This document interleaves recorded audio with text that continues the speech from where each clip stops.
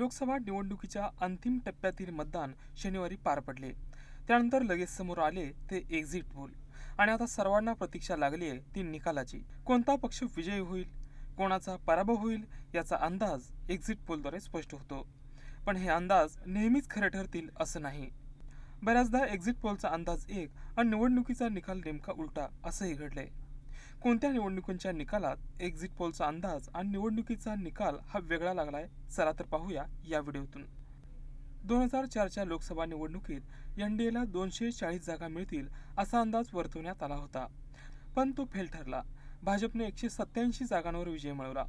यूपीएने समाजवादी आणि बहुजन समाजवादी पक्षाच्या पाठिंब्याने 222 जागा जिंकत सरकार स्थापन केले.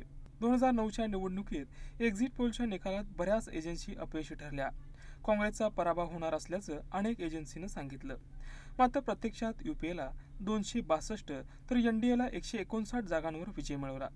2014मध्ये काही एक्झिट पोलचे निकाल अचूक ठरले होते.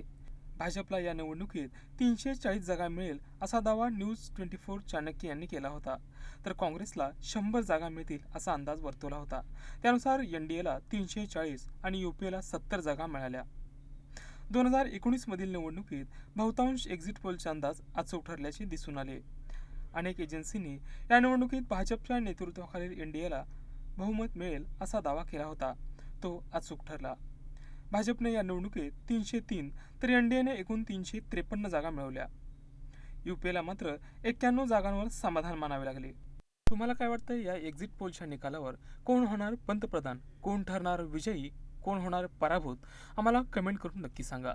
आणि अशाच व्हिडिओसाठी झी 24 तास न्यूज चॅनेलला सबस्क्राईब करायला विसरू नका.